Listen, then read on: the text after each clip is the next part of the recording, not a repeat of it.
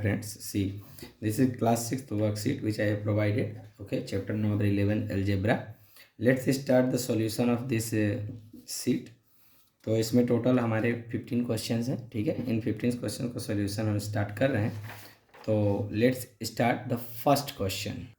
First question is the perimeter of a triangle. Perimeter of triangle, see solution of first answer में see बेटा, perimeter का मतलब ये होता है sum of all sides. We know that sum of all side. तो ये जो ट्रायंगल है, ये ट्रायंगल क्या है, एक्स एक्स वाई. तो इसका मतलब क्या हुआ, अगर इसका हम पेरीमीटर निकालें, पेरीमीटर, तो क्या आ जाएगा, x plus y. We can write this 2x plus y. Okay, come to the second question.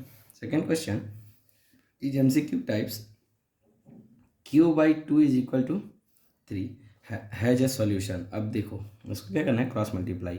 तो q इज इक्वल टू क्या जाएगा, 3 into two is equal to 6. See in option, in which option there is a 6, option number a. So option number A is a right answer. Okay, come to the question number 3. The equation 4x is equal to 16 is satisfied by the following value of x. अब ये बोल ये रहा है कि ये 4x equal to 16. जैसे ये आपका जो तीसरा क्वेश्चन है, तीसरा क्वेश्चन ये कहता है कि 4x इज इक्वल टू 16. ऐसी कौन सी वैल्यू रख दूँ कि इक्वेशन का मतलब ये होता है कि दोनों साइड इक्वलिटी मतलब बराबर होना चाहिए. अगर ये RHS है, ये RHS है, अगर दोनों की वैल्यू सेम हुई तो ठीक है. तो अगर 4 के x की जगह पे 1 रखूँ तो क्या बराबर होगा, नहीं. 2 रखूँ, नहीं. 3 रखूँ, नहीं. तो इसको हम सॉल्व कर लेंगे. तो ये 4 4 जा 16 मीन्स x इक्वल टू अगर 4 रख दें तो ये देखो सेटिस्फाई हो जाएगा. 4x इक्वल टू 16, तो 4 इंटू 4 इज इक्वल टू 16. तो इसका मतलब क्या हुआ, ये आंसर हो जाएगा. तो option number a, because a is x is equal to 4. Okay, come to the question number 4. Question number 4, देखो क्वेश्चन नंबर 4 ये कहता है कि एक स्क्वायर है. ओके, एक स्क्वायर है जिसका साइड m है, m सेंटीमीटर. तो ये भी m सेंटीमीटर होगा. तो ये भी, ये इसके बराबर है, ये इसके बराबर. इसका कहने का मतलब ये है, रेक्टेंगल में अपोजिट साइड इक्वल होती है, लेकिन स्क्वायर में ऑल साइड्स आर इक्वल होती हैं, राइट. तो हमको पता है कि एरिया इज इक्वल टू होता है साइड इंटू साइड, ये बात पता है. तो भाई साइड m है m सेंटीमीटर, और दूसरी भी साइड m सेंटीमीटर है. ओके, तो when you will solve then what you will get answer, m square centimetre square. बस. Come to the question number 5. Question number 5 क्या कहता है, ये क्वेश्चन थोड़ा सोचने वाला है. इसमें क्या है, सबको ये लग रहा है कि ये वेट दिया हुआ है और उसका एज पूछ रहा है. तो प्रेजेंट एज में उसका वेट ही पूछेगा. वेट दिया है ना, तो आप क्या करेंगे, देखिए आप सिंपल सी बात करिए. देखिए ये क्वेश्चन कह रहा है what is the, sorry, on my last birthday. मतलब सपोज करो आज आपका बर्थडे है, ठीक है, बर्थडे है, और आज आप 40 किलो के हो. अगर 1 साल बाद आपका फिर बर्थडे आएगा तो आपका जो, अगर ये 40 किलो के थे, इसमें ये कह रहा है कि 40 किलो जो वजन था उसमें kg और बढ़ गए हो. यहाँ एज का फैक्टर नहीं है. अब प्रेजेंट में जो आपकी एज होगी, अगर आपका बर्थडे अगले साल आता है, ठीक है, तो उस समय में आप kg और बढ़ गए हो, तो आपका रियल में जो यहाँ बोल रहा है, यही पूछा है what is my present age. तो प्रेजेंट एज का जो वेट होगा एट प्रेजेंट एज पे, वो क्या हो जाएगा, 40 kg प्लस kg. और इसको अगर सॉल्व करें तो आप लिख सकते हैं 40 प्लस m बाहर kg. Okay, this is okay. This was the question number 5. Clear. चलो क्वेश्चन नंबर 6 देखते हैं क्या है. देखो क्वेश्चन नंबर 6 बेटा, आपको देखो एक क्वेश्चंस में मैंने आपको पहले भी कुछ बातें बताई थी. तो क्वेश्चन नंबर 7 देखिए क्या कहता है, उसकी बात करते हैं. क्वेश्चन नंबर 7, क्वेश्चन नंबर 7 और 6, question number 6, sorry, question number 6. Question number 6 कह रहा है what will be the age of a Bittu after 7 year if the present is x. आज समझो, कह रहा हूँ कि आज जो हमारी प्रेजेंट एज है, present age okay, my nickname is also this only. Present age पे x है, 7 साल के बाद क्या हो जाऊँगा, यही होगा ना, x प्लस 7. और इक्वेशन में हमको यही तो सीख रहे हैं, इक्वेशन कैसे बनानी है. तो 7 साल के बाद क्या हो जाएगा, x प्लस 7 हो जाएंगे, right. Come to the question number 7. Question number 7 कह रहा है write two equations which for which 2 is the solution. अब देखो इक्वेशन सॉल्यूशन का तभी मैं आपको क्लियर कर दूंगा। जैसे मान लीजिए 2x इज इक्वल टू 8 है, तो यहाँ x की वैल्यू क्या रखी है 4 होगी। तो ये चीज़ क्या है, ये चीज़ हमसे पूछ नहीं रहा है, ये गलत हो गया ना।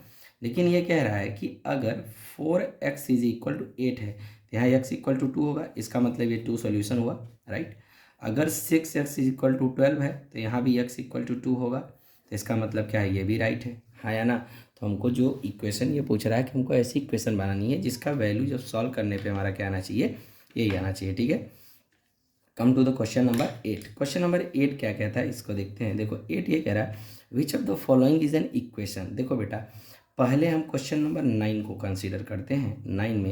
9 में आपसे पूछ रहा है व्हाट इज इक्वेशन। आपसे क्या पूछा है, क्वेश्चन नंबर 9 में इक्वेशन पूछा है। तो इक्वेशन का मतलब ये होता है, देखो इसका डेफिनेशन मैं लिख दे रहा हूँ, तो डेफिनेशंस आप यहीं से कंसीडर कर लेंगे ना। डेफिनेशन ये है कि देखो स्टेटमेंट ऑफ इक्वेलिटी,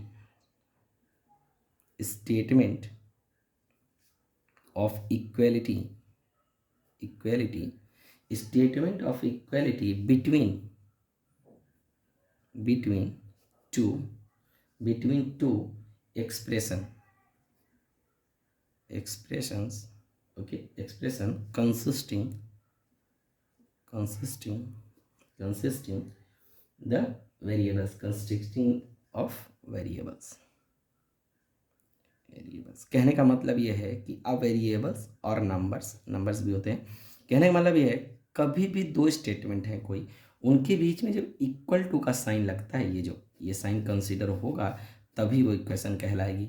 अब आइए क्वेश्चन नंबर 8 पे। क्वेश्चन नंबर 8 देखिए which of the following is an equation. तो क्वेश्चन नंबर 8 में केवल देखो ऑप्शन सी ऐसा है जिसमें है x माइनस 1 इक्वल टू 0, बाकी किसी भी ऑप्शन में देख लीजिए आप ये नहीं है, ठीक है। 9 हो गया। अब 10, क्वेश्चन नंबर 10 क्या कहता है ये समझिए, ये बहुत आसान सवाल है। क्वेश्चन नंबर 10 कहता है कि दोस्त what is the solution of the equation. Solution of the equation का मतलब क्या हुआ सर, देखो आप ऐसे समझो, लिखो द वैल्यू ऐसी वैल्यू जिसपे जो the value of the variable the value of the variable in which the value of an variable in an equation which satisfy the equation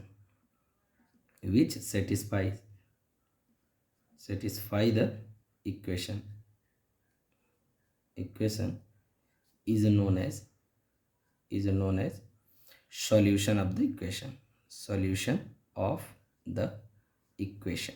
okay बात को समझो, जैसे मान लो 2x minus 1 is equal to 1, इसका मतलब क्या हुआ, x की वैल्यू अगर 1 रखते हैं एट x इक्वल टू 1, तो इसको अगर सॉल्व करें तो 2 into 1 minus 1 is equal to 1, तो 2 minus 1 is equal to 1, 1 is equal to 1, ये सेटिस्फाई कर गया, मतलब ये सही है। ओके सॉल्यूशन, इसीलिए इसको बोला गया कि जो 1 है इसका सॉल्यूशन हुआ, ठीक। Come to the question number 11। Question number 11 क्या कहता है इसे समझो।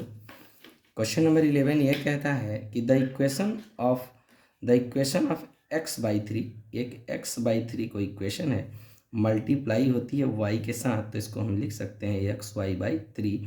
ये ऑप्शन नंबर आप चेक करिए केवल डी में है, ठीक है, right. Come to the question number 12। Question number 12 क्या कहता है इसको देखते हैं। क्वेश्चन नंबर 12 कहता है कि 9 taken away from the sum of xy। तो कहने का मतलब पहले सम ऑफ xy हुआ, इसमें से 9 को बाहर निकाला गया, 9 माइनस xy नहीं करेंगे आप, क्लियर। ये क्या बोला गया, 9 टेकन अवे फ्रॉम द सम। तो जैसे मैं बोलूँ कि जाओ आप अपने पापा के जेब से पैसे लेके आओ, तो आप पैसे ले जाके जेब में ले लो, you will go and take money from your father pocket, समझ रहे हो। ऐसे ही x प्लस वाई में से इसको माइनस करना था, ठीक।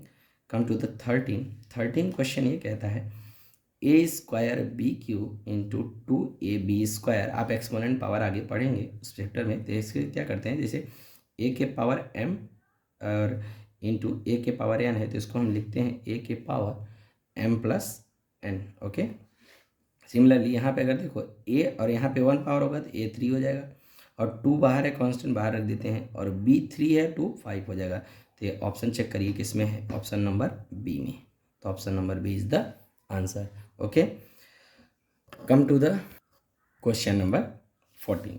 सी क्वेश्चन नंबर 14 क्या कहता है, एक्सप्रेशन लिखना है आपको। 7 एडेड टू क्यू, इसका मतलब ये समझो क्यू कोई नंबर है उसमें 7 ऐड हो रहा है। 7 में क्यों, फिलहाल देखो अगर a प्लस बी है इसको b प्लस ए लिख सकते हैं, राइट। लेकिन a माइनस बी है तो b माइनस ए इसको नहीं लिखा जा सकता, ये चीज़ गलत हो जाएगी, ठीक है।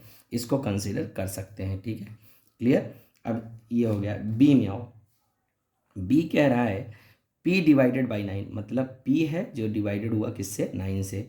Come to the c, p multiply to -5, बोल रहा है p है मल्टीप्लाई हुआ -5 से, तो -5p इसको लिखा जा सकता है, right, clear. Come to the d, d is saying mn is added to pq, मतलब क्या हुआ कि mn है जो कि जोड़ दिया गया किसमें, pq में, clear, right. Come to the question number 15।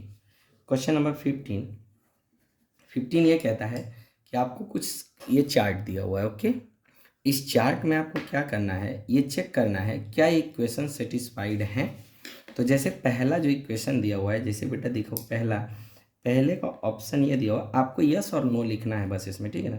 पहला इक्वेशन दिया है 10y इज इक्वल टू 80।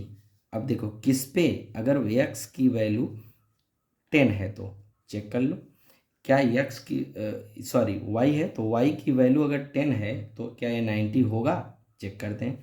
अब देखो 10 है, यहाँ पे अगर y की 10 रखते हो तो क्या 80 के बराबर होगा, नो, तो पहले में क्या लिख दोगे, नो, ठीक।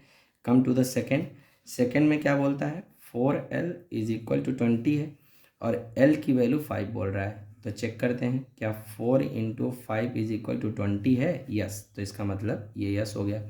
Similarly come to the third क्या बोलता है कि b plus 5 is equal to 9, और कब बोल रहा है, एट b इक्वल टू 4 पे, तो अगर चेक करो 4 प्लस 5 इज इक्वल टू 9 है, यस, तो इसको भी यस हो गया, okay. Come to the question number fourth part ये कहता है h minus 8 is equal to 5 eight, कब बोल रहा है, अगर h की वैल्यू 6 रखते हैं तो 6 माइनस 8 इसको करते हैं तो क्या ये वैल्यू होगा, नो, ये बराबर नहीं है, तो यहाँ भी नो हो गया। कम टू द फिफ्थ क्या बोलता है, p plus 3 is equal to 1, तो अगर p इक्वल टू 3 रखें, अरे भाई साहब सब दिख रहा है, गलत है, p अगर 3 प्लस 3 करते हो तो क्या 1 के बराबर होगा, नो, इसका मतलब ये नो हो गया। कम टू द सिक्स्थ क्या बोलता है, p plus 3 is equal to 6, okay, p plus 3 equal to 6, और बोल क्या रहा है, p की वैल्यू 6 पे, नो, नॉट पॉसिबल, क्यों, 6 plus 3 is not equal to 6, right, इसलिए ये नो हो गया। कम टू द सेवेंथ ये कहता है 3p minus 2 is equal to 7, okay, 3p2 minus 7 हो गया। तो अगला बात समझते हैं, देखो इसको क्या करना है कि अब हम इसे कैसे करेंगे ये भी देखते हैं। देखो इसको अगर लेकिन सॉरी वैल्यू दे रखा है ना, p इज इक्वल टू 7 दे रखा है, सॉल्यूशन नहीं करना है, सॉरी देखो अगर सॉल्यूशन करना होता तो इधर आगे पीछे करके सॉल्व कर देते, ठीक है। तो यहाँ से अगर चेक करें तो क्या p की वैल्यू 7 रखने पाएगा, तो 3 इंटू 7 माइनस 2 इक्वल टू 7 होगा, कभी नहीं, तो ये नो हो जाएगा। एट्थ में आइए, एट्थ क्या बोलता है 28 minus p is equal to क्या है, 0। अगर p की वैल्यू 28 रखूँ, सच बात है ना यार, 28 में से 28 है, जो दिया सब छीन लिया तो ख़त्म हो गया ना मेरे भाई, हाँ या ना। तो मेरे दोस्त ये आपका सॉल्यूशन रहा, ठीक है, क्वेश्चन नंबर 14 15 यहाँ सॉल्व किया, ठीक है, क्लियर। इससे पहले आपका ये जो सॉल्यूशन का ये सीट रहा, देखो क्वेश्चन नंबर 1 से लेके क्वेश्चन नंबर यहाँ तक, ठीक, ये सीट फुल्ली सॉल्व कर डाला। Now you solve with your self, okay. If you have solved already, then check your answers with this, okay, and complete in your notebooks, okay. Thank you.